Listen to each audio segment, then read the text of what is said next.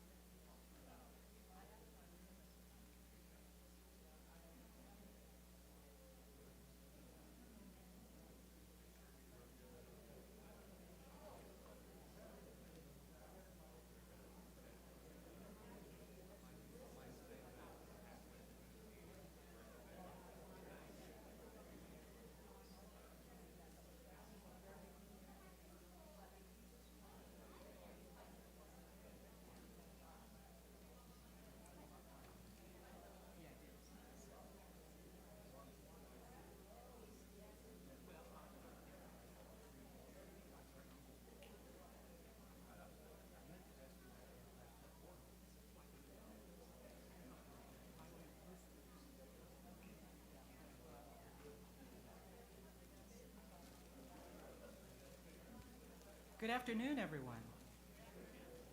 I have exactly 12 o'clock, so it's my pleasure to welcome you to the First English Lutheran Church Annual Congregational Meeting.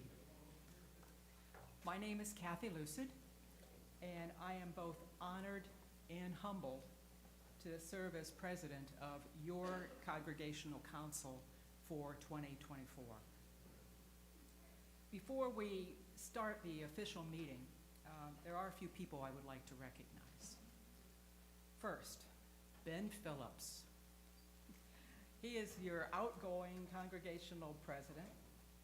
Ben has provided wonderful, calm, consistent, and faith-centered leadership over the last 2 years as we navigated a pastor transition and sought to discern what path God has in mind for us to travel next. Thank you, Ben. I have some big shoes to fill. Thank you. Second, I'd like to recognize the outgoing members of council who have completed their 6-year term of office. And those are Bill Carter, Gus Duke, and Alice Flora. And again, we thank you for your faithful and your diligent service on council.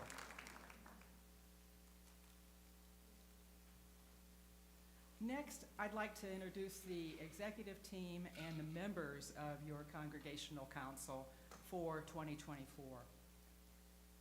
Please recall that we serve as your representatives, and in our work, we strive to set an example of Christian leadership, to be the eyes and the ears of the congregation, to be good stewards of our financial blessings, and to support the spiritual growth in our church as well as in our community. And I would really like if all of the members of the council who are here today would stand up. Please. And would you please signify your support and your ongoing prayers? Because we certainly need that kind of guidance and support and love and prayers as we move forward in this upcoming year.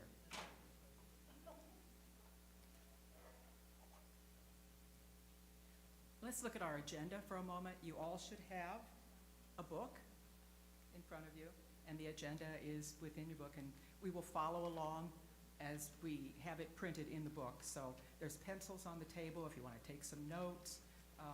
Please feel free to do that. So let me begin as my official first act as council president. I am officially calling this meeting to order. Thank you. And I would like to call upon Pastor Chip if he would please do the opening prayer for us. The Lord be with you. And also with you. Good and gracious God, we come to you today on this day, a day to where we're still dealing with this rain, but we know that the rain will end someday. But that's okay, that we ask you just to surround us during this time, to surround us as we look at the church, where we've been and where we're headed, and allow us to know that we are here and keeping focused on what's important, and that's you, keeping our priority on you and what you've called us to do. So guide and lead us in this meeting. We thank you for those who have served on council in the past and those who are stepping into those roles now. We ask you to guide this meeting and allow it to be for your glory. It's in your name we pray. Amen. Amen. Thank you, Pastor Chip. Thank you. The next item on the agenda is declaring a quorum. And considering the attendance that we have today in the auditorium, along with those that are online with us, it's my pleasure to declare that we do indeed have a quorum and we can proceed with the meeting. Our first order of business that we need to take care of is to approve the 2023 annual meeting minutes. And those, again, are within your booklet. And I hope you've all had an opportunity to kind of peruse those and take a look at them. And I would ask if there are any changes or corrections to those minutes.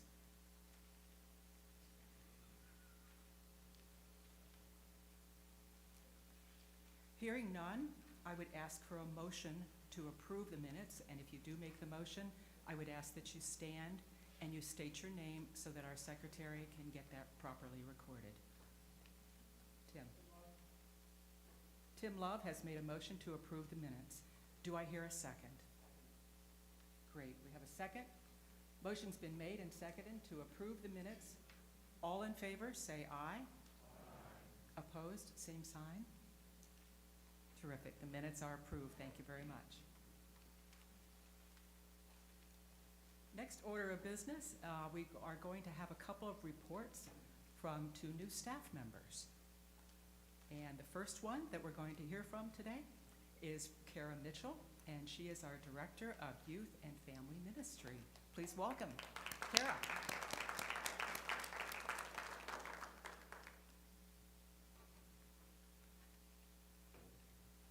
Hello. I think, do I need to talk over here? I'll just do this.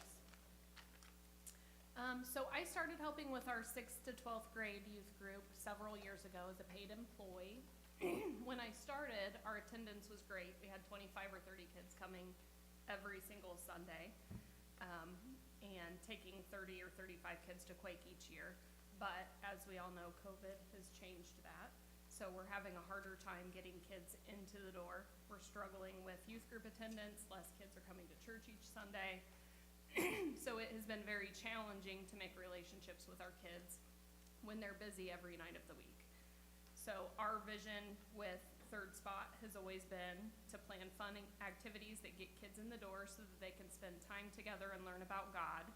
And with this new position, I've done a lot of brainstorming on how we can form connections and reach our kids outside of the box.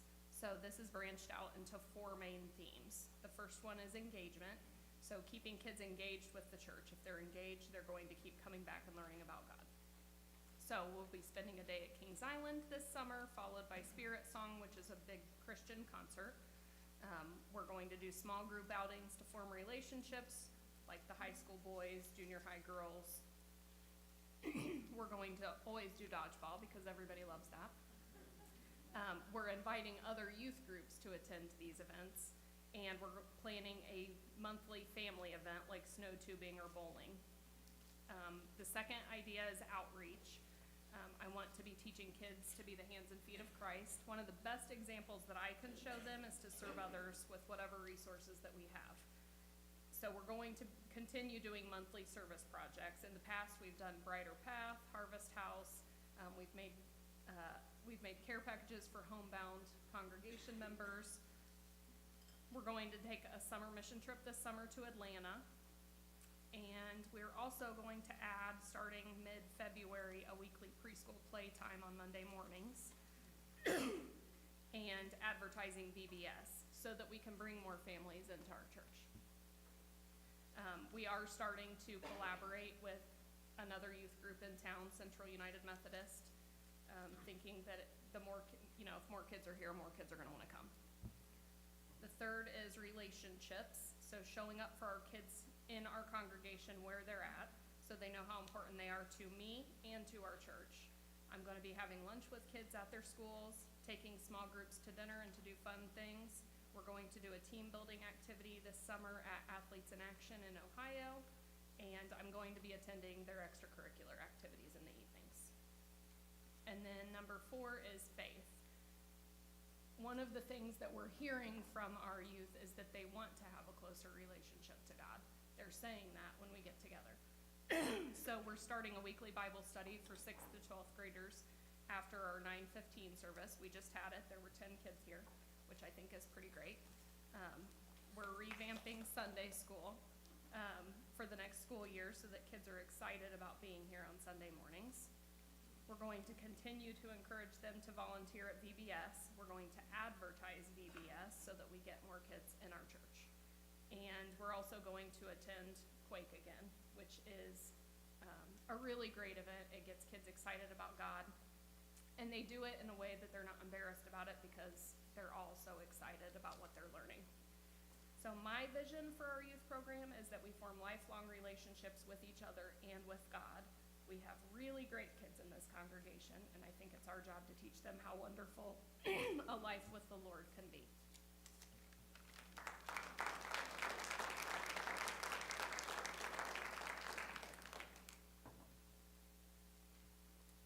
Thank you, Kara. I think we're all very excited to see our youth programs re-energized and to really help bring that next generation along into the church. Thank you, and blessings to you and your ministry.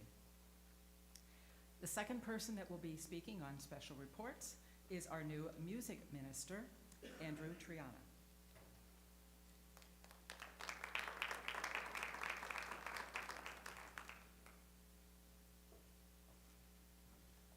Hi, good afternoon. My name is Andrew Triana, and I am the new music minister here at First English Lutheran.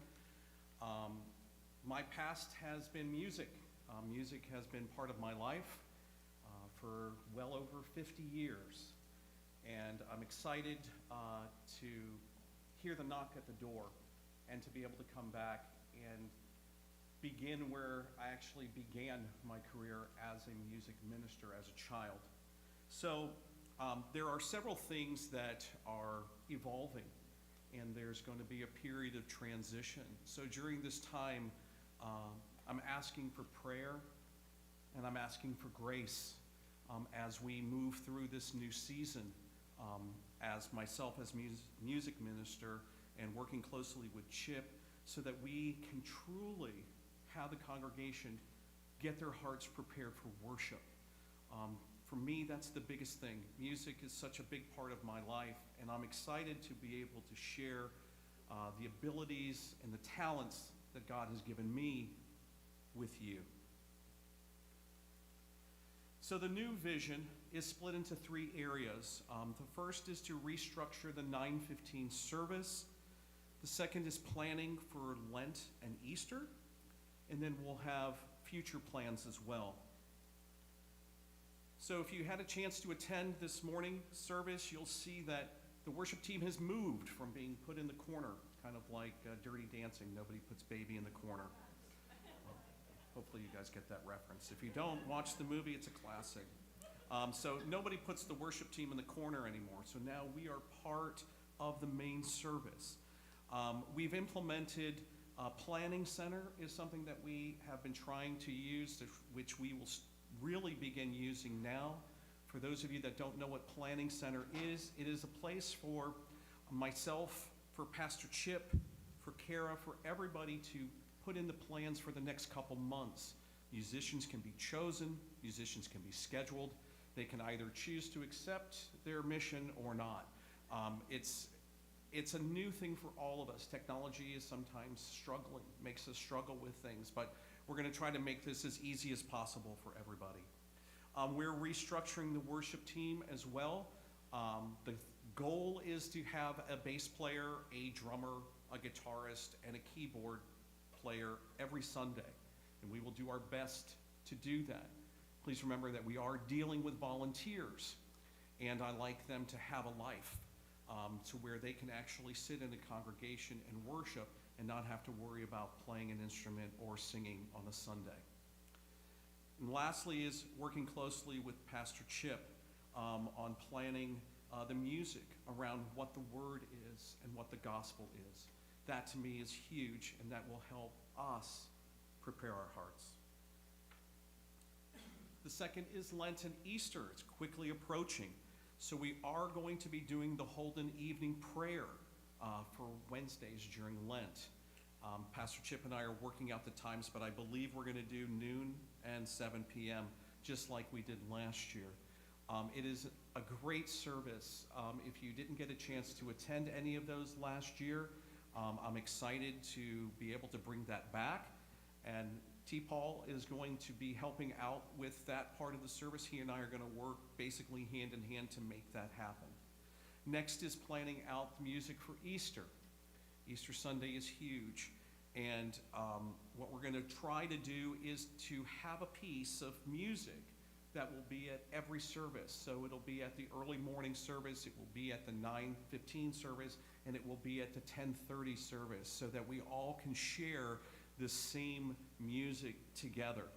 Because the 9:15 is contemporary, it makes it a little bit challenging for the other two services, which are traditional, but I'm working on a piece right now that's going to fit very nicely.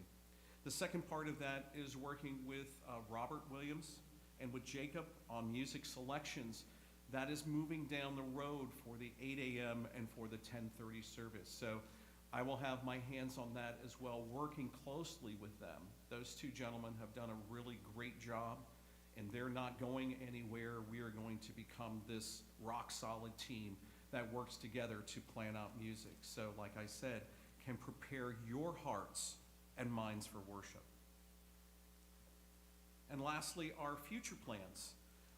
We are in the works right now of developing possibly 2 charity events, and there'll be performances. The first will take place hopefully at the end of September in Elstro Plaza. So we're going to make this a community engagement. It'll be a way to reach out to the community. And we'll have either an evening of Broadway or an evening of Gershwin. And we'll perform, and we'll have musicians, and we'll have singers, and it'll just be a night of fun and a way for people to experience what we have here at First English to offer. The second one is a dinner theater type performance, to where we'll have tables much like this that you guys are at now. Dinner will be served, tickets will be sold. It'll be raising money for a local charity, and it'll be a great Christmas concert. So you get to eat and hear good music. I can't think of anything better than that. And all proceeds will go to local charities that we are working with right now, or maybe some new ones. And then in conception is a possible youth worship team. This has been something that people have asked for, and I will work closely with Kara on that and with Pastor Chip. That is something that we would like to do. We've got a lot of other things, as you can see, that have to kind of get in the motion of moving before that. But it is, we're going to say it's in the parking lot. It's not in the building yet. It's in the parking lot. That's it. Thank you.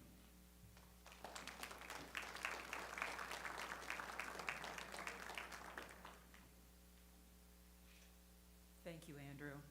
As we all know, the Lutheran tradition really values music ministry and raising our voices in praise to God, and we are really excited about the things that Andrew's going to be doing within our congregation to take that whole music ministry to the next level. So again, blessings to you, Andrew, and all of your work. Our next speaker is a review of the church from our pastor, Pastor Chip.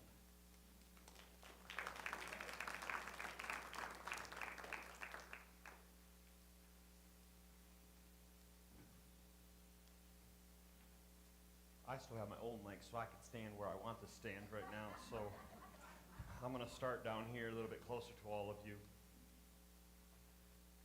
First, I want to say, hopefully, just as you look up here, you can see there's some changes that have happened here in the 9:15 service. Thankful to Rosie Wurtenberger's Memorial Fund. We were able to buy some stages, and so we're trying to make this space much more of a worshipful place to where when people come in, they feel that they're in a space that's sacred and holy. So a couple years ago, we started by adding a cross. We went from a table, a foldable table, to this is actually a table that was made out of the old house over there. And then we started listening to some people and watching around, and what was happening was when you would preach from down there, you couldn't see people in the back. So we added some stage, so just like you would in the sanctuary, people can now see you eye to eye. So hopefully when you came in here, you noticed that. We moved the baptismal font in here on a permanent level. People keep saying, why do I have it there? It was because that's what calls and claims us. Baptism does. That's what we're here for. So hopefully you heard that in the sermon today. So I wanted to talk about the space. I didn't even write any of that, but I just wanted to, some of you maybe haven't been down here. Also, we're working on, when you walk into our building, if you've never been here before, if I say the word atrium, someone might think, what in the world is an atrium? Or if I say the columbarium, they may think, you have a columbarium? How many of you know we have a columbarium here? How many of you know what a columbarium is? Yeah. Okay, so we have a columbarium where we have people that are laid to eternal rest in our old chapel. And so if you walked in today, hopefully you were able to see there's new signs above the door there that says the sanctuary's that way, the classroom's that way, the atrium. So we're just trying to make it more of a welcoming place when people walk in. And so just little things like that are happening as well. Just since the new year of it, adding just Kara and Andrew, and be able to sit down and really vision what the church and how all of that plays in. And so we have staff meetings every week from 9:30 to probably 11. We sit and we talk about the vision of the church. And so those are some things that you visually can see. But I want to start my verbal report this year really around 3 actions. And there's those that are on the slide right now. But before I begin, let me start with how these came about. A couple of months ago, I made a presentation to the church council about what I felt First English Lutheran Church has always done, but as I moved forward as really the only solo pastor at the time, and what we do as First English Lutheran Church. So in October, at first, I presented him just really with 2 actions. At first, I presented growing deep, reach wide. And I was informed that night at council that was really what, when I came here in 2016, on the front of the bulletin, it used to say rooted in reaching. If you remember that, it said rooted in reaching. And so I took that back and I looked back at the folders and it was there. And so I started to reflect on that. And I was told that was our mission statement, and I was wondering if it was really what we were living up to. Were we rooted in reaching? Or was it just the direction, or was it just something that we put on the front of our bulletin as frame, as artwork? Or was it directing the church in its mission? I came to peace believing actually it's a little bit of both. We were and still are a church rooted in God, and we are still a church that is reaching outside of our walls. We do that every day. So I began to pray a little bit more about and knew something was missing as I looked at those 2 words, and that there was nothing in our mission and statement that I inherited, or the one that I presented to church council that night, mentioned one of the most important things we can do as Christians. If you were in service last week, the most important and wonderful thing that we can do as Christians is to love God, to love each other, and to love the world around us. If you remember the gospel from John 13:35, it states this: everyone will know that you are my disciples if you have loved for one another. That's what separates us from any community organization around, is that's how people will know us, is how we love each other in the world around us. So I felt it was only right to add one more action to what was moving forward will be the First English Lutheran Church mission statement. And I've shared it with council, and council talked about it, and we played with the words a little bit, and we came with reaching wider, growing deeper, and loving stronger. This mission statement will guide the church council, the staff, and myself in every decision we make as we move forward into this next year. I know that's a bold statement, and some of you might think every decision, and I want to say we are at least going to try. Everything we do will be reaching wider, growing deeper, and loving stronger. It's what we're called to do as a church. But before I dig into that mission statement, I want to ask a few questions of you. I'm kind of in that survey kind of mood today. I would have you all stand up if you could, or we'll just case seated, but I want to ask you to raise your hand and keep it raised. So if you have attended worship service in the last 6 months, please raise your hand. If you've been a greeter, usher, communion helper, altar guild, raise your other hand. If you sat on council ever in your lifetime or sat on a committee, keep your hands raised. If you served a meal at Harvest House or volunteered at the laundry day, please keep them up in the air. If you've taken the tag from the giving tree or filled an Operation Christmas Child box, keep them raised. If you've shared a meal in this room with other members, keep them raised. If you've attended a Bible study or a small group, keep them raised. If you've gone on a mission trip, keep them raised. If you love Jesus, raise your hands. Amen. And let me say this, as your pastor, thank you. Thank you. Thank you for making First English Lutheran Church what it is. It is truly a great church. Not a church building, which it is, but thank you for making it the church of people. Real people living real lives with real situations. And I don't say that to sound corny or because I have to. I say that because I truly believe it. I truly believe it. And I love it. I love this church, and I love being the pastor here in general. But to be the pastor at First English Lutheran Church is a pretty cool trip. Because of all of you, here in person and online, and for the ones that cannot be here, I love it so much, and I think I do a pretty good job at it. Maybe not everyone's cup of tea, and I may be a little too loud, or a little too odd, or a little too progressive, or a little too different. But know this, I love being a pastor. I love being a pastor.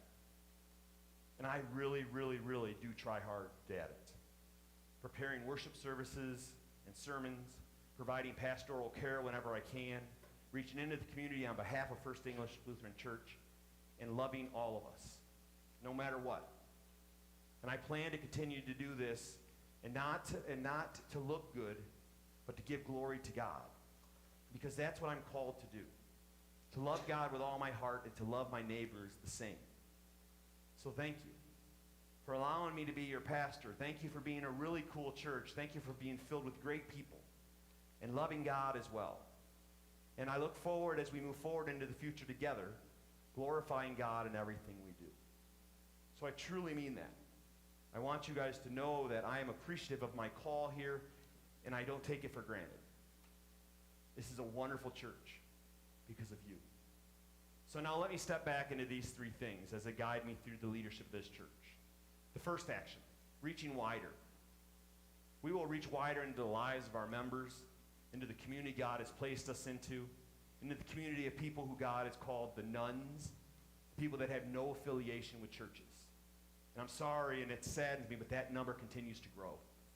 There are people in our community that have no clue who Jesus is, that has no clue even what a church does on Sunday morning. We will reach as wide into that as we can. This action led me and the church council to discuss that and to really look on how we staff for the future. It was me and the church council as we talked, and we added 2 new positions.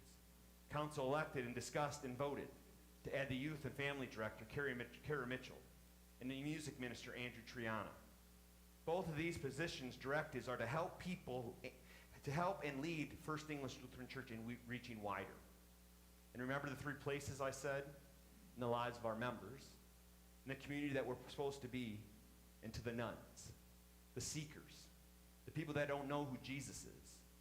Every program and ministry they do has to have that as one of their focus. This will be done through ministry opportunities and relationship building. Carol will spend much of her time making relationships with youth and families. As she already shared, she's holding a weekly Bible study, monthly fun and service events, and visits the schools to have lunch with our students and their friends. She will be making relationships, reaching wider. Andrew is tasked with finding creative and musical ways to bring people into the building through worship nights, dinner theaters, and special music concerts. And he brings his own ideas as well on how to do this. He is also tasked with helping us to continue to make our contemporary service the best it can be. I know it may be hard to believe, but this service that we see is the most guest at. And over my time here, this service has been the largest and most consistent worship numbers. Some weeks we have 130, some weeks we have 170, some weeks we have 190, some weeks we have 100. Our prayer is that we move forward with tweaking this service, trying to make it the best it can be. People want to come back week after week to be filled with the Spirit, to become part of the church. Let me also talk about T-Paul, who served in that position for 7 years, 8 years, and has done a wonderful job. He is still very much part of our ministry staff here at First English. He's going to take a different role and a different spot on the bus with regards to leadership of the worship team, but he is part of it. He'll be working on projects through the year with Andrew and hopefully working on lifting up just different talents in our congregation. I look forward to seeing what he can do and how he'll be part of this congregation. And then to our servant corps team, Carol and Lynn. Let me stop here and say thank you. Where are they at? Yeah, seriously. Where are they standing? Thank you. On behalf of this congregation, thank you. You guys have been here before when I was started here, and you're here now, and there are things that happen behind the scenes that we have no clue how they happen. They just do. They just do. They show up here. They work more than what they get paid for. They're here hour after hour. So thank you for all that you do. And let me talk about Jacob and Robert. What a duo. What a duo. One that cannot be replicated or forgotten. They are great guys, and they continue to make the 8 and 10:30 worship wonderful and filled with the Spirit.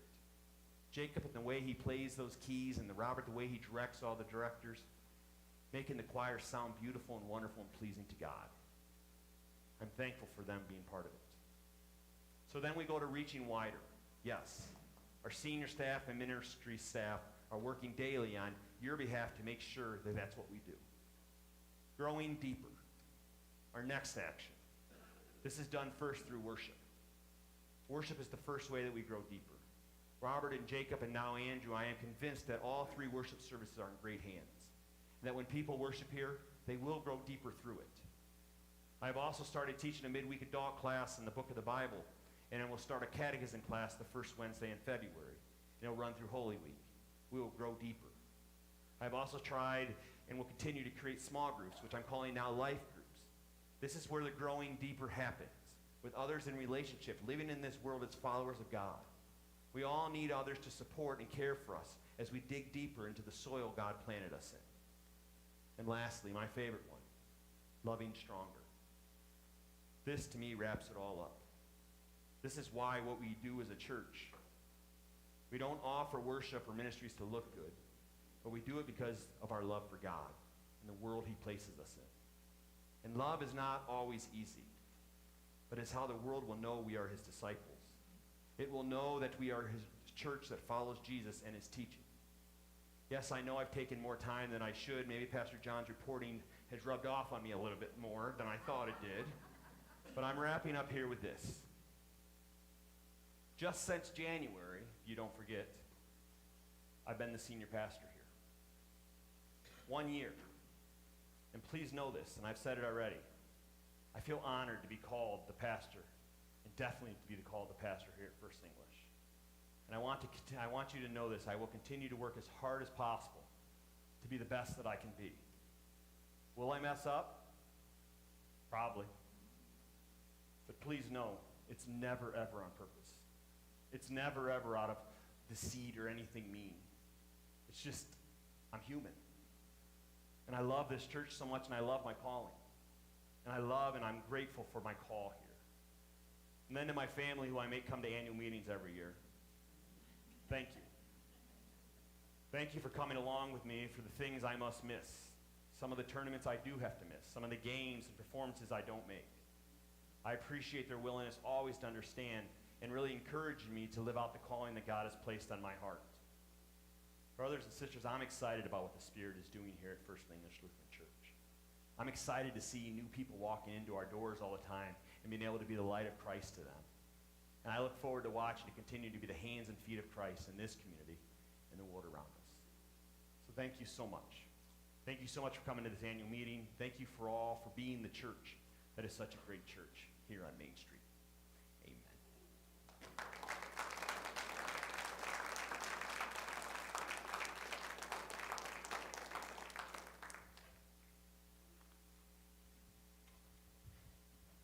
Thank you, Kathy. Pastor Chip, you have thanked all of us. Let us thank you for all the sacrifices that you make on a regular basis for our community and the love of Christ that you bring to all of us. Thank you very much.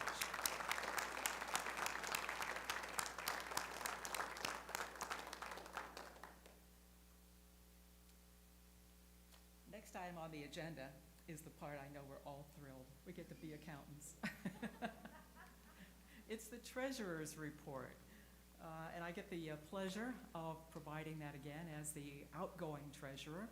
I would like for the incoming treasurer to stand up for just a moment. Mike Wagers.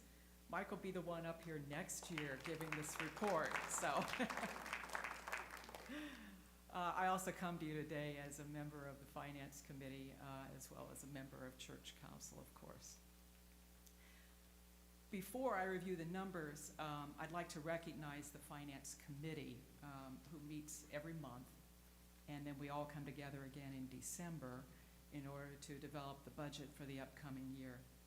And we go over the past performance, we look at things that are coming down the road, we discuss it, we argue about it sometimes, we pray over it, and then we come together and develop a budget that I will be presenting today for your review.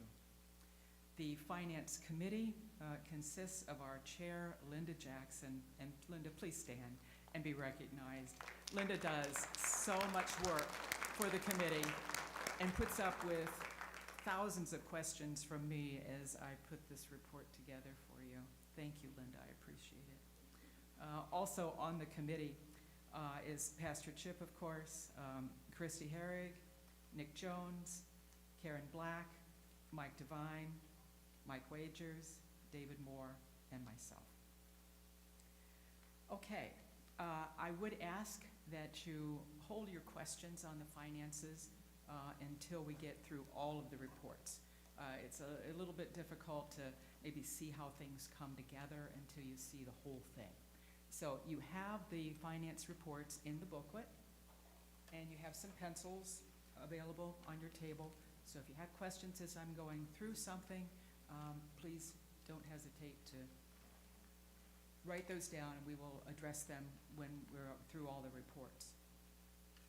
So bear with me for just a moment as I make a couple adjustments here so that we can see this. You can open up your books and kind of get to those pages in the meantime. Okay. I think that's a little bit more visible.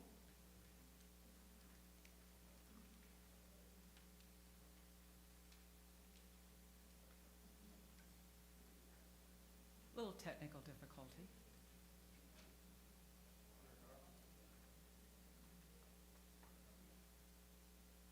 I mean, what's a meeting without technical difficulties somewhere along the way? Okay, I promise I won't move, I won't breathe, I won't do anything, okay?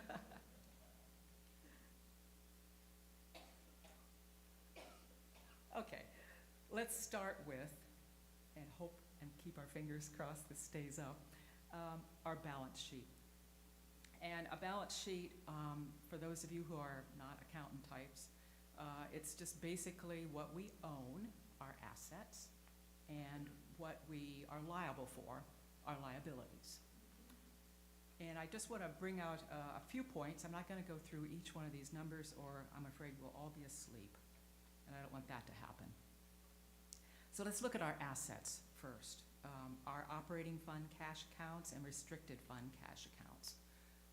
These are ones that we maintain in CDs and in savings and in a checking account at First Bank here in town.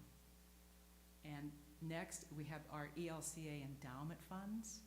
These are the Cluter Reach Fund and the Bartle Endowment, and these are maintained at the ELCA in a fund that we have invested there, and we get those earnings from those funds that are invested at the ELCA. If we look at our total assets at the end of the year for December 31st, we had $1.4 million, which was up from $1.2 million that we had at the end of the prior year. And that's due mostly, well, to a lot of things that we'll see as we go through the reports, but also to an increase in value of our ELCA funds because the market's been good. Last year we saw the market was maybe not so good, so we saw some decreases, but this year we've seen increases. The next thing within our property is our land in our building and building renovations, and that has not changed. We're at $4.2 million on that value. We increased that slightly in 2020 when we did the roof. I think we added about $120,000 to that overall value in order to reflect that new roof that we put on. So in total, our assets are $5.6 million. And that's certainly something that the council takes very seriously when we realize that we are intended to act as good stewards of the assets that we have within this church. Next, let's look at our liabilities. If we look at the operating fund, we have prepaid pledges, and I had that highlighted at $73,500. And prepaid pledges, which is really a tongue twister, that represents pledges that were made for 2024, but got paid in 2023. And we'll do an entry in January to reverse that and put it directly into our operating fund. But some people like to pay ahead for tax purposes or whatever. Also, I want to talk a little bit about accrued unpaid expenses, and I have a little star next to that at the bottom, and that's the $11,604. That represents expenses that we didn't actually incur during the current year, but we know we're going to. So we kind of record it as if we did incur it, but we carry it into the forward year so that we can use those monies. So it's actually a liability. We post it that way. And we had $9,000 carried over from the prior year, and we've added another $2,600. Accruals are a little difficult to understand, but you'll be seeing that as I go through some of these reports where we actually did those accruals. We have restricted funds, and there we also have some prepaid pledges. We have $6,500 that go for a REACH fund match. In our REACH fund, we try to maintain a balance of about $13,000, and we have a generous benefactor who gives us $6,500 at the beginning of the year, and First English matches that so that we have our $13,000 available for those types of projects. So we hold that in prepaid pledges again until the first of the year when we reverse those entries. This year we also had another very generous donor that gave us $2,000 for the laundry project. And the laundry project, if you've not participated in, is one where we help volunteer. We go out into the community to various laundromats, and we work with other organizations to help people do their laundry. And it's a tremendous need in the community for people to have clean clothes. And people that volunteer, we actually put the quarters in, we put the laundry detergent in, so that we know that the money that's going from this fund is going directly for that purpose. It's not being diverted anywhere else. We have about $3,000 that we budget for, and that means that we can do this about once a month because it's about a $500 per day expenditure when we are at the laundry project, and that gets about 6 months covered. And we've had someone step forward and say, I'll put $2,000 in there, and that'll give us another 4 months, with the hope that the REACH fund will be there'll be an application to REACH fund for another $1,000, so that we will have all 12 months of the year covered. So we believe very much in that project and what it does for the community. Okay, and that addresses our balance sheet, and we are in balance, and we are in very good financial condition. So let's move forward.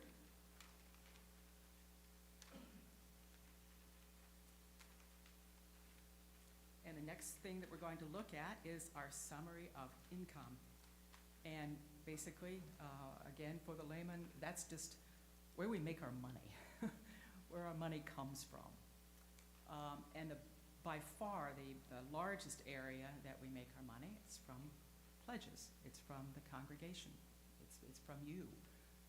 And this year, we had people pledge. We had 145 pledge cards turned in. And it's a very simple calculation. I mean, we don't have to dream up a number here that we want to put in that column. We take the actual number that people pledged, that's 145 pledge cards, and we add it up, and then we take that by a factor of 0.9595, because we know that things happen. I mean, sometimes people aren't able to meet their pledge or they move away, so we factor it down just a little bit to give a little security. And when we did that this year, our number comes up to $493,157 that we now have in the budget for pledges for the upcoming year. The next item I have highlighted there is non-pledge and initial offerings. So what does that mean? Well, to explain that, these are church members that are not pledging, or they're brand new, because some people just don't feel that they want to pledge, but they continue to give. So we recognize that in this number. You will see that this number is a very difficult one to predict. We had $35,000 in our budget in 2023, and we finished the year at $87,670, which is wonderful. But it's difficult to know how that's going to go moving forward. So the Finance Committee decided that we would up that prior budget number a little to $42,000 to be on the conservative side. The next area of income in this area is our loose offerings. And this is just people that are non-members that come to church, or they drop money in the collection plate on a weekly basis in cash. And it's not recorded as a member contribution. It's just people that are here and are donating to us. And again, we had a budget last year of $10,000, and we finished at $15,390. Another one that's very difficult to predict, so we stayed with our prior budget number of $10,000. Okay, I want to move down to the last item in that budgeted income area that I have starred, and that's interest income. This is a really good story. We budgeted interest income of $2,500 in 2023. And we finished at $12,044. Now, how did we do that? Well, that is mainly coming from CDs. And at the beginning of the year, we had 2 CDs that were earning a whopping interest rate of 1.56 APY. And as we all know, the economy changed this year, so we decided that we would take an early distribution on those CDs. We paid a bit of a penalty, but we bought 2 new CDs at a rate of 4.6%. And then in September, we had an opportunity to put more of our reserves into another CD, and we did that at a rate of 5.0 APY. So we were able to take advantage of those improved interest rates and have better interest income than we expected. Moving down, we have non-budgeted income items. These are just items that we don't have line items in the budget for. They come in and they go out oftentimes. And the ones that are checkmarked, you'll see those again as I talk about the non-budgeted expenses. And you'll see where it came in and it went out. Special flowers, Night to Shine, Giving Tree, World Hunger, things like that. People make a contribution. We just don't keep a line item in the budget. So we record it here and then it goes out on the expense side. Okay, now we're going to move to the next section of our budget, and that's the expense side. And again, simply speaking, this is how we spend our money. We just covered all the things that we do to put money in the bank, and now these are the things that we use to take it out of the bank. First off, I want to talk about benevolence, Synod benevolence. We send a contribution to the Synod of $15,000. Well, it actually amounts to $14,238, because right under that is something called Other Directed Ministries. And there are some people that prefer not to have their contributions sent to the Synod. And we respect that and we honor it. And we take a factor of their contribution and pull it out of what we send to the Synod, and we put it into this Other Directed Ministries. And in February, when council meets, we decide what charity that we would like to send that to on a local basis. And last year, we sent it to Refuge of Hope. We sent $762. Oh, I'm sorry, we sent the prior number, which was around $300 and some. This year, council will decide where we will send that $762. Okay. Moving along, the ministry of the pastor. And we have looked at what kind of increases that have been made available across the board from Consumer Price Index, as well as increases to Social Security. And we determined that, generally speaking, there's been a 3.2% increase. So we have made the decision to recommend a 3.2% increase to all of our employees coming up this year. So the first one is to Pastor Chip. His salary is increasing 3.2%. And this is a little misleading, because you might look at that salary line and say, we're only paying him $52,000 a year? Well, that's not the case. You have to add up the fact that he also has a housing allowance, we pay his Social Security allowance, and we pay $6,145 in insurance to cover his children. So that adds up to a total package of $105,745 that we pay Pastor Chip, if you add up all those numbers. And the rest of the items in there are pretty consistent with what the spending pattern had been. Ministry of the Associate Pastor, you see a lot of blank spaces there.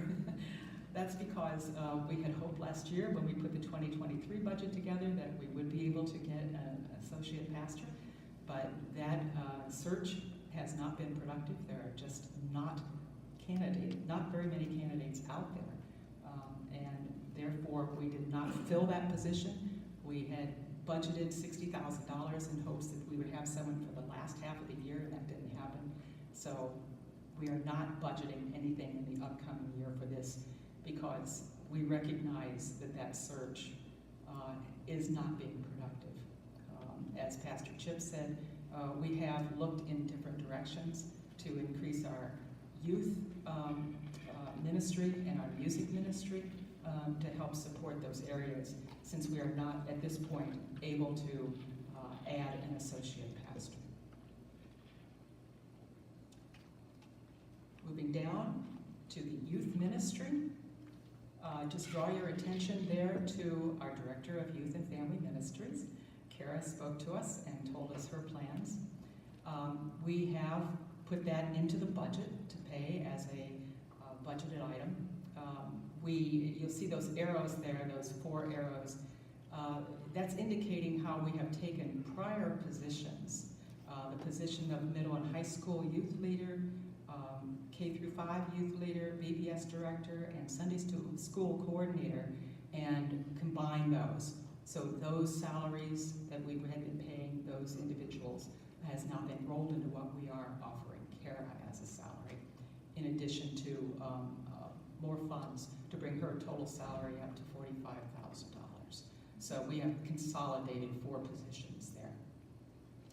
I'll also note in this section, I talked about accruals before. This is where you'll see in the green, with Sunday curriculum and supplies, special events, things like that. We've accrued some expenses, so because we anticipate that with all the good things that Kara is doing, we're going to be spending those probably in the upcoming year. Next is our music ministry. And you just heard from Andrew. And our music minister is salaried at $57,400. And I will note there that this includes $2,400 that we had been paying Phil Quinn. Phil was a member of our congregation, and then he moved, but he had been doing our social media. So Andrew is going to roll that into his responsibilities now and take over that social media position. So we have rolled that into his salary. Moving down the line on that music ministry area, our organist, Jacob, 3.2% salary increase, as well as our choir director, Robert, 3.2% increase, and our praise team coordinator, 3.2 increase to T-Bone.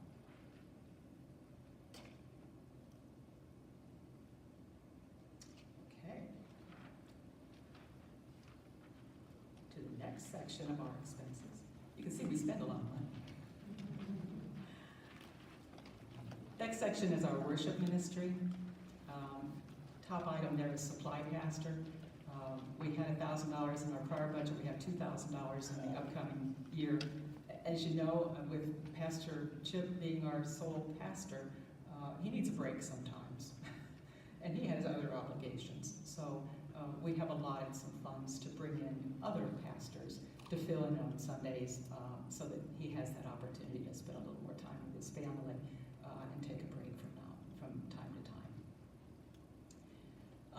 The worship AV team wages, this is where we took out the $2,400 that we had been paying Phil Quinn and moved it to music ministry. So you'll see that change in the budget that we had at $14,000 in 2023 is now in at $9,850. We've also created a couple new line items in that area. Again, we just want to be able to more accurately track what some of those AV expenses are for the worship team.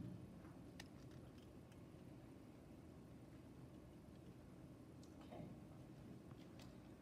Moving down to parish ministry. Really the only thing there that's changed is that 3.2% increase that we have provided to Carol Brady and Lynn Pickett for the work that they do. And if I could just deviate for a moment, I would like to extend some special thanks to both of them for putting this lunch together for us, and nice table decorations and pulling all this together so that we could come together and share food and fellowship. So can we just thank them for that?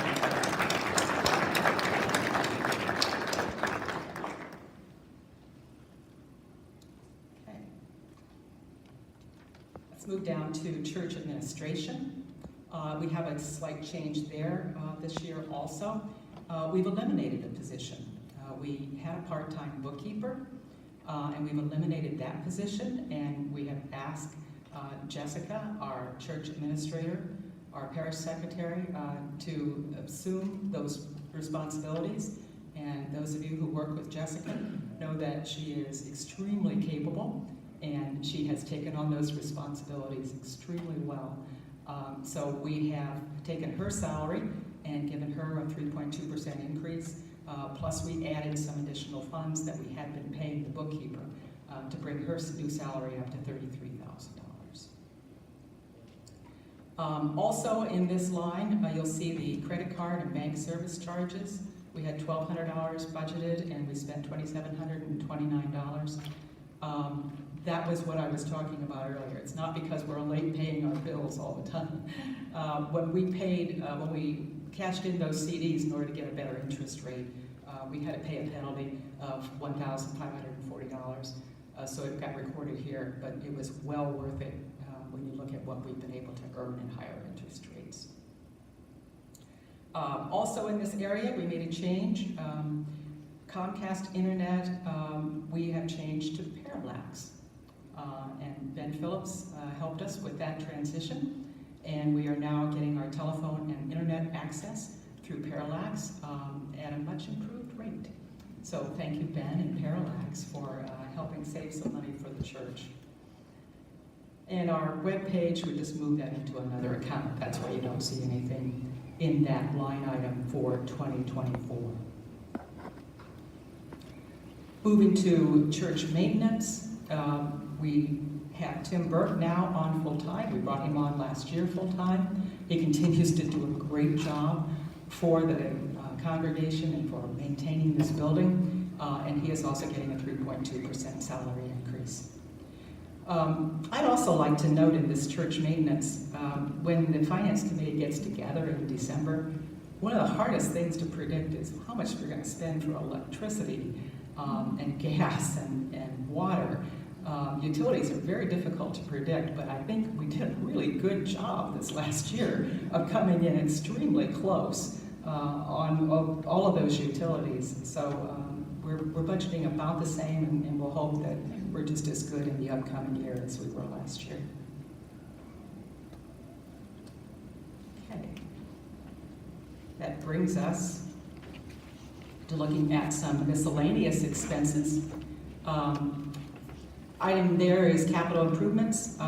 We had $10,000 budgeted. We spent $11,753, and that included all new LED lights within the entire building. So we anticipate savings going forward on electricity by using all LED lights. We don't expect that we're going to have that kind of expenditure in 2024, so we took that budget down to $5,000 this year. So, if you look at our total budgeted expenses and look at our total income, remember we had income of $578,057, and we are showing our budgeted expenses to be at $577,387,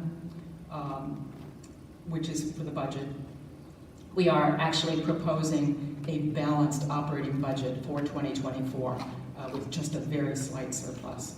And we felt very adamant about putting before you a balanced budget for 2024.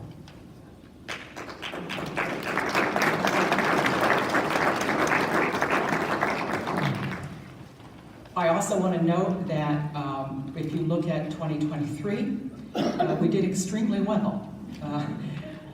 Part of that was the fact that, yes, we were wise in our investments, but we also did not have an associate pastor. But we had some very good and generous donations given to us. So we are looking at a surplus from 2023 of $166,086.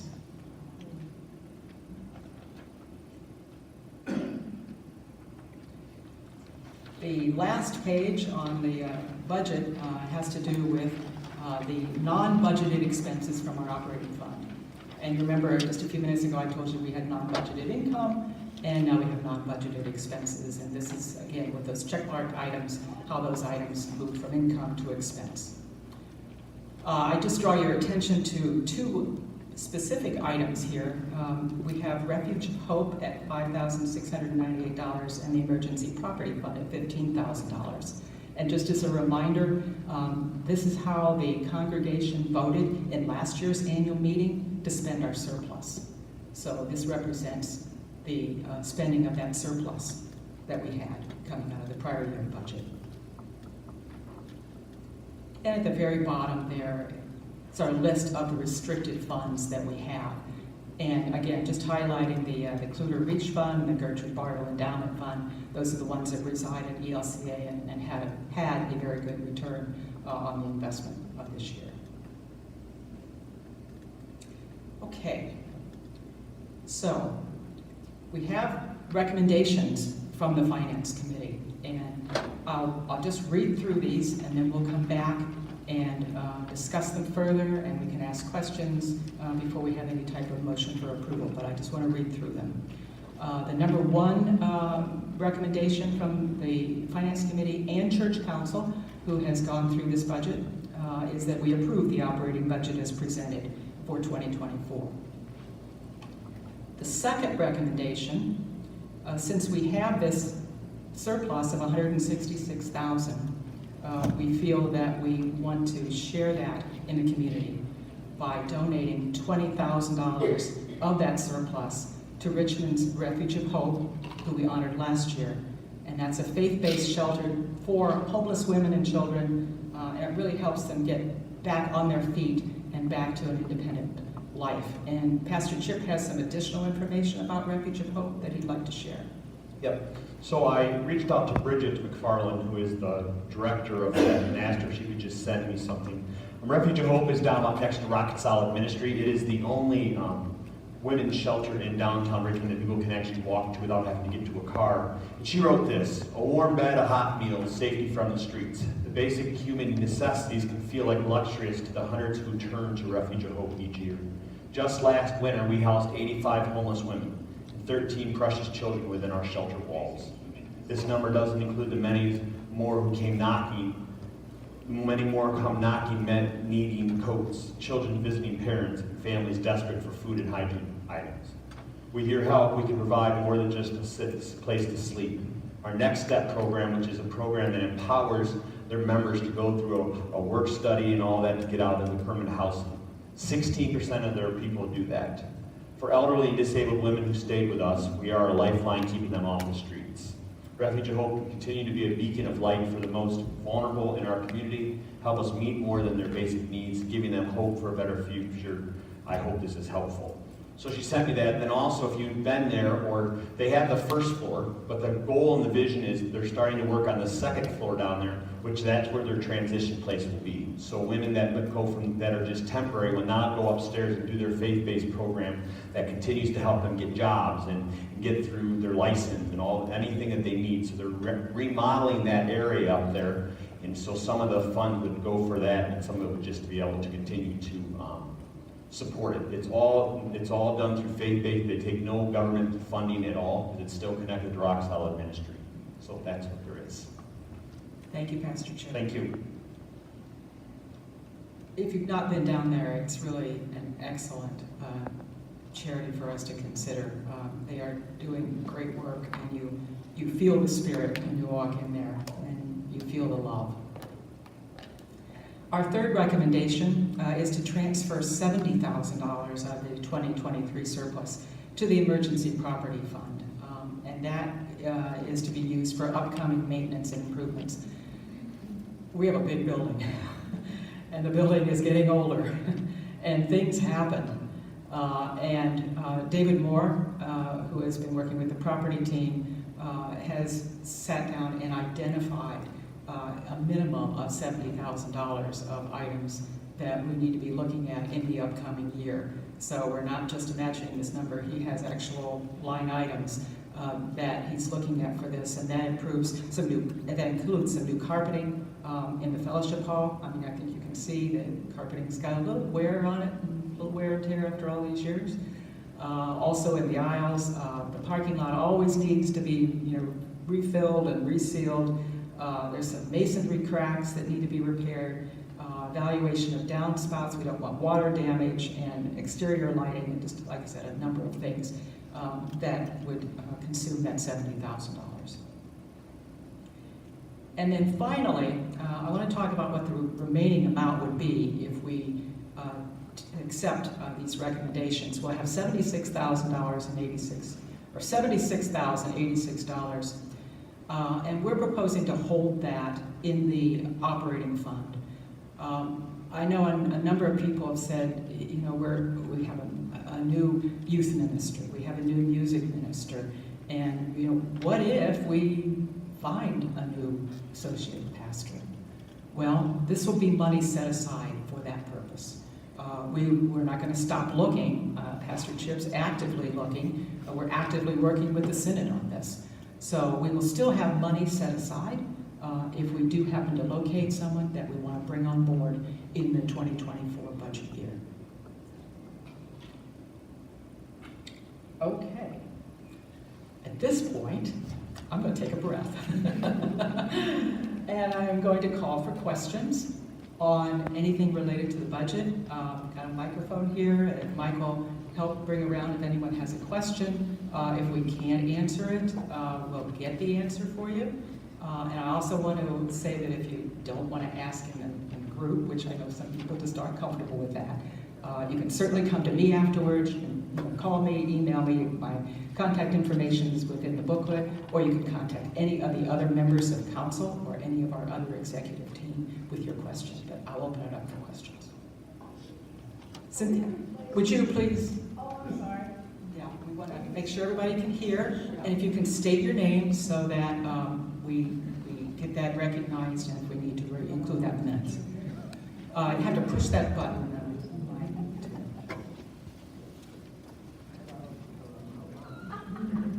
We'll make it work. We will conquer technology. No. There. You're on. Okay, it's working. Perfect. Karen Black on the Finance Committee, are we going to replace her?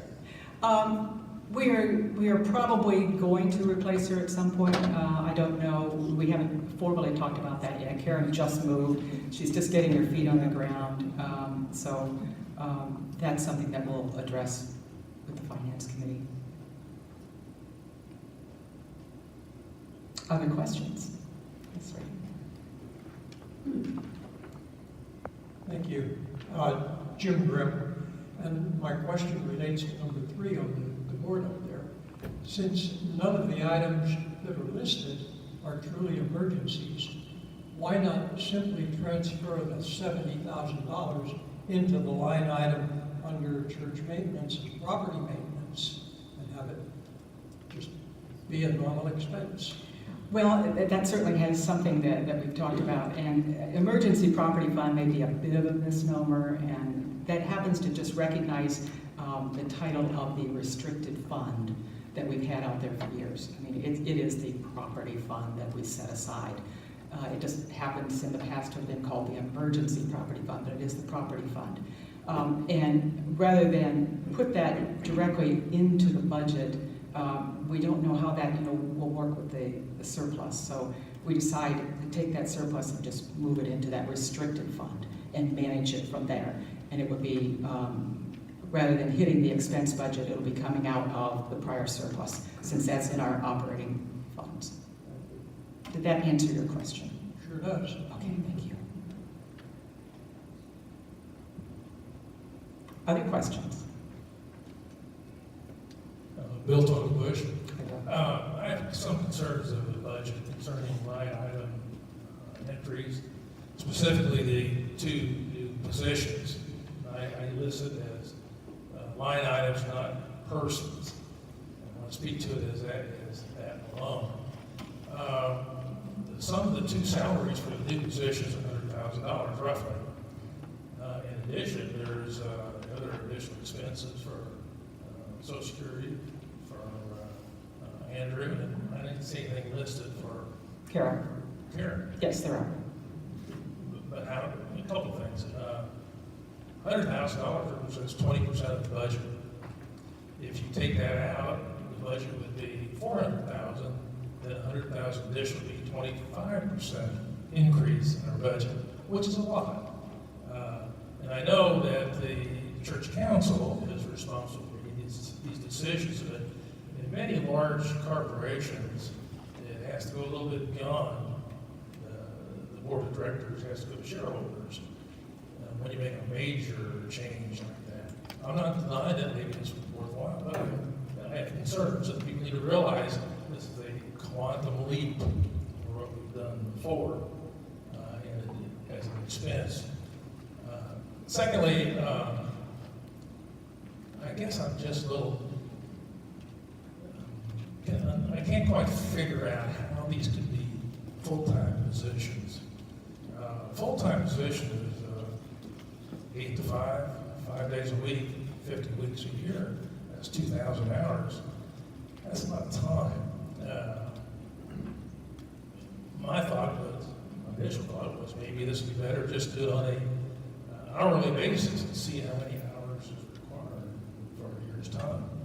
And thirdly, if you have a full-time position, especially Karen's, how can you not pay additional health insurance, Social Security? Isn't that mandated by the government? Health insurance is not, Social Security is, and we are paying Social Security in that case. Is that a line? It's a line item, yes. Okay, I missed that. Mhm. In regards to your other questions, I think those are very good questions. I would ask for Pastor Chip if you could potentially address these questions. So I have had many questions about the salaries, so I will try to tell you where they came from. Some of it has came from looking at going on websites and just looking through different organizations on what salaries those positions carry. And those carried in Indiana, they were averaged from, that was the average between, that was in the middle on a music minister and really in the middle on a youth family director. On the hours a week, 2,000 a week, I don't how you add that up a year. I can tell you that they're in the office, and then the work of, I don't look at it as an hourly thing. I know what you're doing. I know what you're thinking on that. And so I did do some of my own work too. So how I came up with those hours is if we want to do it just hourly, if we took the middle of our staff, our music staff right now is about $46 an hour for our organist for 10 hours a week. Our choir and handbell director is $32 an hour for 10 hours a week. And that's gracious. Andrews is $26 an hour, and Cares is $21 an hour if they work 40 hours a week. So even if we said, if I took it down to 20 hours a week and I paid them the same amount that I'm paying our organist, we would still be about the same figure. So that's how we came up with, we did it through hourly, and then I presented to the council what they showed through statistics and with their college degrees, and Andrew's college degree, that's why he makes a little bit more in experience, and where we were sitting at. I mean, that's just what the council approved on it, and that's how we went forward with it. And I did look at constitution-wise, and we don't have to, when you're adding positions, if we didn't mess with the budget of last year. That's why it didn't have to go to anyone. We didn't change the budget of last year, and moving forward, it was a position because we don't really, any of these congregational budget numbers don't go to the congregation before we propose to the congregation. This is the meeting that happens at. Council did discuss this. This wasn't something we just showed up one Sunday on one council meeting and we voted on it. It was discussed. It was thought of. We asked people to go home and pray about it. We talked about it. We made up job descriptions. The 15 people that were elected to the council, I think did their due diligence on it. So they hired them. They interviewed them, and things like that. So we searched for about 2.5 months for it. We publicized in the Connect. We publicized on 2 websites. And these were the 2 that rose to the top.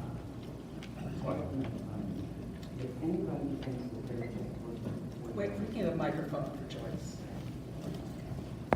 Want to make sure you're heard, Joyce. Okay. If anybody thinks that those 2 new employees, or even Chip, only works 40 hours a week, you are dreaming. Ask my husband how long a half-time pastor worked, 40 hours a week. So it's not a matter of hours per week, it's a matter of doing the ministry that needs to happen. And sometimes Easter, Christmas is like, boom, you've got 50,000 hours a week. And other times, you can back off a little bit. Same thing with youth ministry. If they're going to be going away, by golly, they have 24 hours a day responsibilities. So I don't see it as hours per week. And I just want to say that normally people don't know that extra amount of time is spent. It's always calls, if they're doing a job. Thank you, Joyce. Mike Devine, I'm on the Finance Committee, and if you'll always notice the budget, part of this, and the associate pastor is more expense than he's to provide. We do not have an associate pastor. The purpose of this is also to reduce the burden on pastorship. Being a one-pastor church now is a significant responsibility for our pastor. And these two positions will enhance our opportunities in the community and growth of our worship. And pastorship can actually reduce his responsibilities on some of the peripheral stuff, so he can concentrate on the worship side. Thank you. Thank you. Are there other questions?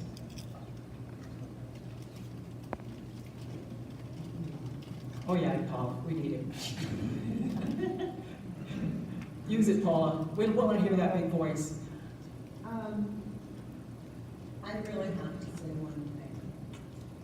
When we receive budget mail, usually I go through budget and I just kind of like, oh, good, nice budget, perfect, wonderful. And this year, when the budget came in the mail, and I was going through the budget, I came across the salary for the music minister. And I about flipped off my chair because I thought, I've been in a choir for years, and terrific.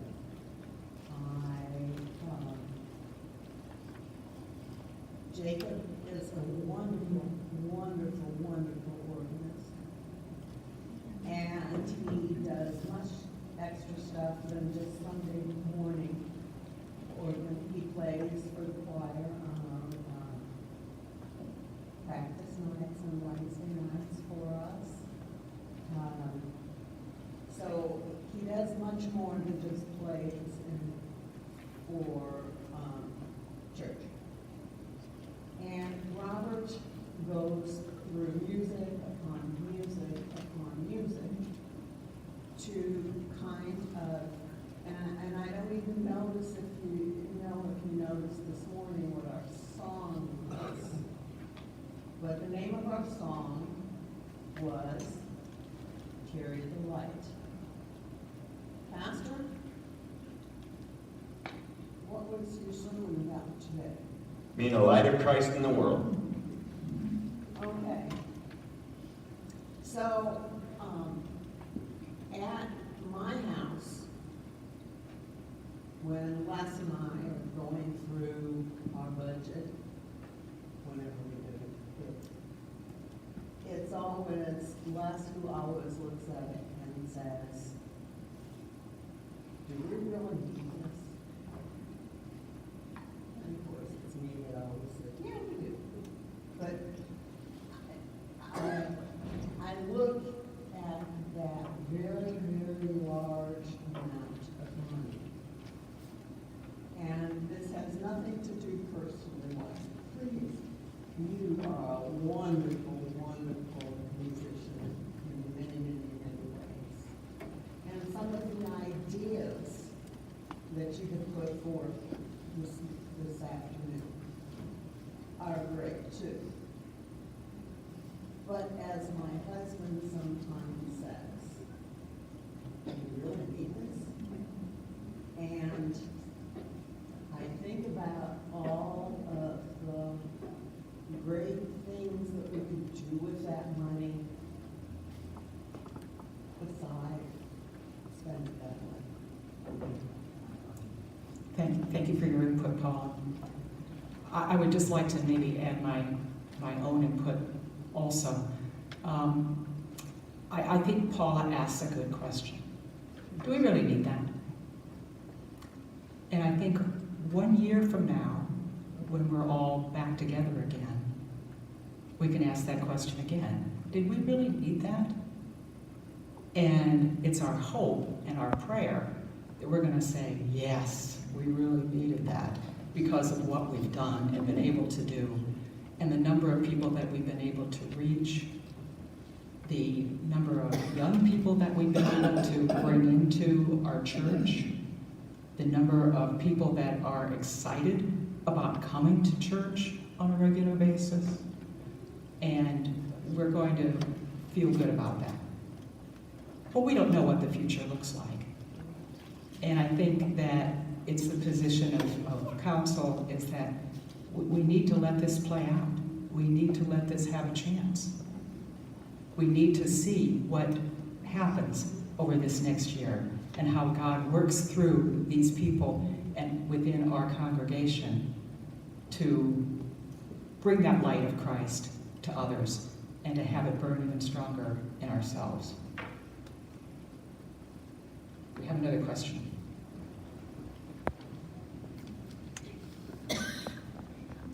Christine and Mavity, and it's not really a question, more of a comment. But as somebody newer here, I could not be more excited about a line item than I am for the music. Just bringing a different perspective. I haven't been here that long, and I think that elevating this community and elevating this out into the community, I think music is one of the most powerful tools we'll have. Just a comment. Thank you for your comment. Carol. Carol Brady. I don't know if this is the appropriate time, but I'd like to call the question and make a motion to accept all three of these recommendations. We'll hold on that for just a moment, Carol, just to make sure that we have addressed any other questions that might be in the congregation.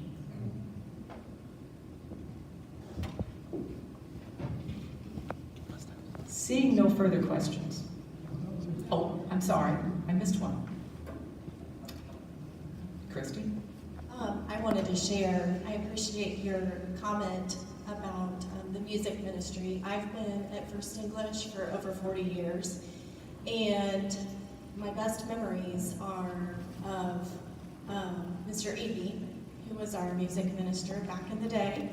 And I want to tell you that in all 40 of my years, the best times that I had here were when we were just really strong in music and we were really strong in children.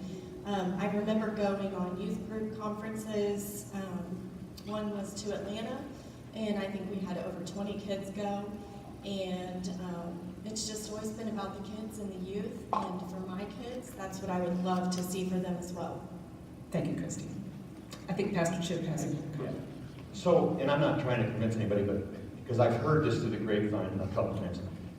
Robert and Jacob both were approached about this position as well. So when she brought up Mr. Eby, because Mr. Eby did all of it, so they were approached about this position before it went to anyone out in public. So and they both declined because they both had full-time jobs. So I just wanted to clear so that everyone hears that they both, when council approved it, the first step I made, and I was directed by council, was to check with those two. So those two both were asked if they would like the position, and both has said no to me. So that's why if we had an organist that wanted it as a full, because Mr. Eby was full-time here, if you all remember that. He was our full-time music minister, you know, and so there's that difference. So this isn't our first time having a music minister. It's just different that we don't have one that played, I mean, he could play the organ, but we have an organist, and we're not going to get rid of our organist. So, and then and I looked back, I mean, because all this, Mr. Eby's salary was pretty nice salary back then too. So, I mean, it wasn't a shocking thing. He was part of a full-time position here. So. Thank you, Pastor Chip. Again, any additional questions? I appreciate everyone's comments and input. Seeing no further questions, Carol, you were about to make a motion. I am going to call for a motion. Now I've got my president hat on again. I took the treasurer hat off, put the president's hat on. And we do need a separate motion on each one of these. So, Carol, if you wanted to make a motion, if you wanted to just stand up and... I will make a motion that on recommendation number 1 from the Finance Committee that we approve recommendation. Carol Brady has made the motion to approve the recommendation of approving the operating budget for 2024. Do I have a second? Paul Holm has a second on it. Paul Holm. All in favor, please say aye. Aye. Opposed, same sign. No. So noted. The majority is the ayes. The motion is approved. Now moving to the second item is the donation of $20,000 to Richmond's Refuge of Hope. Do I hear a motion? So moved.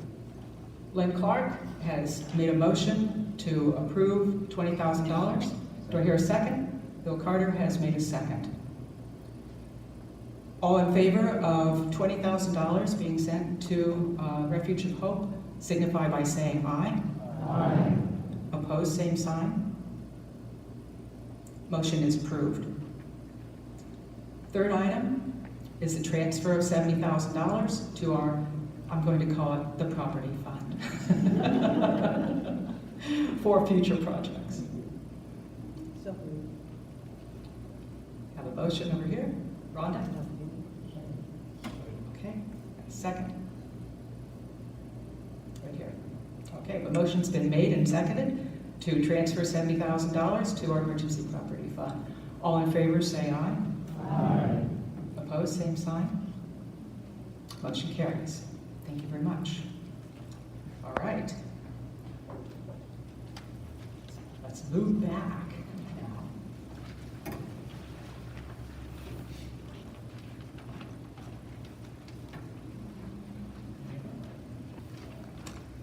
Just back to our agenda for a minute. Let you know that we've been here quite a while. We've had a great discussion, and we are more than halfway finished. So we're going to get there here shortly. Yeah. The rest should move very quickly. The next item of business on the agenda is the election of the nominating committee. And the nominating committee, it's kind of an interesting thing is why we even had this on the agenda for the meeting, but it's required for our Constitution. And I'm going to read this. It says, a nominating committee of 6 voting members of this congregation, 2 of whom, if possible, shall be outgoing members of the Congregational Council, shall be elected at the annual meeting. So this has to be done in order to fulfill our constitutional requirements. Now, what's the nominating committee do?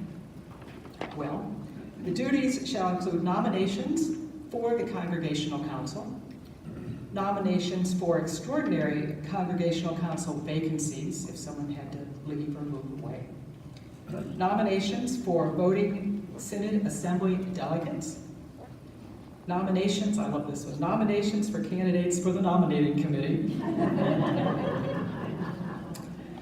nominations for the audit committee, and nominations for the call committee. So they have very important responsibilities.